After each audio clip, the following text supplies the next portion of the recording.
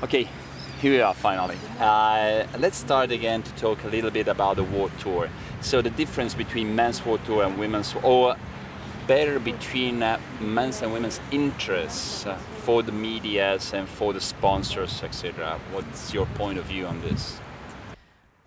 I think that with women's surfing, it's always been pretty difficult to, unless you have that stereotypical image of, the beach Barbie and you look good in bikinis, and no matter what you surf like, if you don't have that typical beach image for a girl, then, it's really difficult to sort of even get a sponsor. I guess it's hard for companies to sort of come on and to sponsor events because they don't see the value, the return that they get from seeing women compete, because it's really not as popular as it is for the guys, because men love to watch guys surf, and compete and win, and they look up to champions and icons, and as do women, but women more look up to beautiful, models and fashion, and so I think for any kind of female sport, that's always been a big topic and something that women have always found pretty hard to fight for. But I think it's getting a lot better, especially with women's surfing, because females in the water is sexy. It's beautiful to see girls out there surfing, and then to have the girls competing, I think it's rad. I think it's cool because I see so many young girls out in the water now, and they're obviously competitive. They want to be world champions, and then they want to look good doing it. So I think for us, we sort of look at like the tennis, the girls like Serena Williams and Maria Sharapova, and they play tennis unbelievably well. They would smash most of the guys, and then they go on the red carpet and they look absolutely gorgeous, and it kind of is the perfect balance there. And I think a lot of the young surfer girls are really representing that well. So although there's a big difference between the men and women at the moment, I feel like, not that we're trying to close the gap, but I feel like it's gradually, becoming more equal and more equal opportunities, and hopefully just more events. Hopefully we gain more interest from the general public by having women's surf events around the world, and by showing the world just how good female surfers can be. Okay, you talked about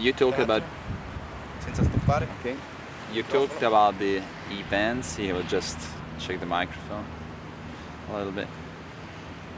And the next question is just, what's your balance, your personal balance and interest between between events and free surfing, or between competition and photo shooting, video shooting? The balance in your life and in your personal interests. Well, for me, I do, I've always been a bit of a tomboy, so the photo shoots and the bikinis and all that sort of thing didn't really interest me. It was always just about surfing and just surf as much as I could. But now I realize the value in the way an athlete presents himself to the world, the way their image of themselves in their sport carries on to, into the general public, and the way everybody views you as a person. And that's one of the most appealing things about athletes sort of showing themselves to the world, is because it's something that it's attainable for the general public to be like, oh yeah, I do that too. I can, they sort of have something in common with that athlete. And so for me now, I enjoy being able to do these photo shoots and hang out, do more media stuff, and really make it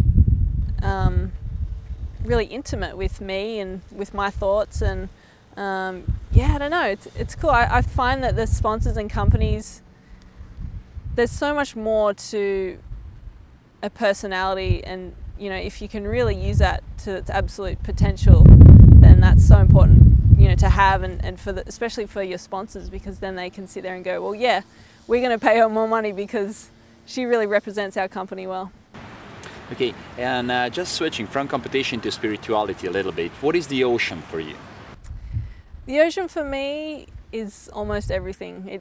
it consumes most of my life. You know, it's a cleansing feeling to just go for a surf. It's a hobby, it's a passion, it's also my job, it's my career. To go out there and to challenge myself against the ocean, and then yeah, it's basically it's everything. It's pretty crazy, but surfers, they basically travel the world, and everywhere they go they search for waves, they search for oceans. Everything you do, sort of, you have the ocean in the back of your mind, just where it is and how you can get to it. Okay, and talking now a little bit about pollution, what's your point of view on, okay, that's a lot of outspeech with Surface for Cetaceans, with Sea Shepherd as well, with Surfrider Foundation, a lot of different point of view of this approach of the fight against pollution. But basically all the surfers now are telling us the ocean has given us so much, and it's like a way to give something back to the ocean. What's your feeling about this?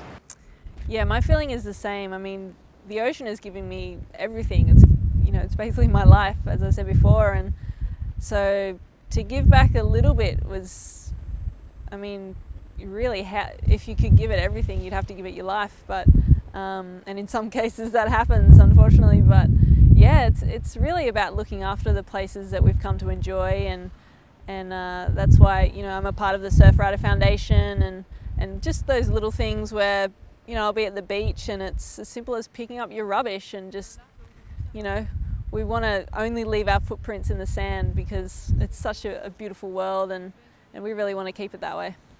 Cool. We talk about the ocean, now let's talk about the waves. So we are going tinier and tinier. And which is the energy? What a wave, a single wave, gives to you? Energy, spirituality, philosophy, what? A single wave is, you know, it's so fascinating that as a surfer you ride the very end of that wave. You know, it's traveled from hundreds of kilometers out to sea, and then it's being groomed all the way through the ocean, and then it finally reaches a point and it's like the end of its life, and you get to take off on that wave and sort of share the last moment of its life before it crashes and disappears. And I've always thought of it that way, and it's something that yeah, it's cool. I mean, the whole world, everything is so kinetic, everything's moving, it's all an energy, and I think a lot of it is fueled by the ocean because it's just constantly moving, it's so powerful. And yeah, you really have to respect the ocean and the power that it has. I hopefully think, you know, well, in the future we can really use the ocean and its energy and harness that to be able to power everything from electricity to cars to, you know, all sorts of things. Okay, now I'll just ask a question out of the blue, which seems like a silly question, but do you feel that life is like a wave? Definitely life is like a wave, because everything comes in waves, and, you know, it's sort of like you'll be having the best time of your life and then you might drop down and something dramatic will happen, and then it'll go back up again, and it's all about, you know, just having that those journeys and those adventures where basically just change. And that's what waves do, you know, they're always changing, and people are always trying to adapt to those changes. And yeah, it's just waves, it's movement, it's energy, and it's all flowing. So life's definitely like a wave. Okay, so the last question is what Steph thinks that her personal life's wave will bring her? Do you know the meaning, more or less? Hopefully Stephanie's life's waves will bring me lots of barrels. Hopefully I'm getting barreled the whole time. I feel like that anyway. I feel like my life has been one pretty big barrel so far. So basically you're happy to be a surfer? Always happy to be a surfer. I think any surfer that you ask if they're happy to be a surfer, yep, that includes me.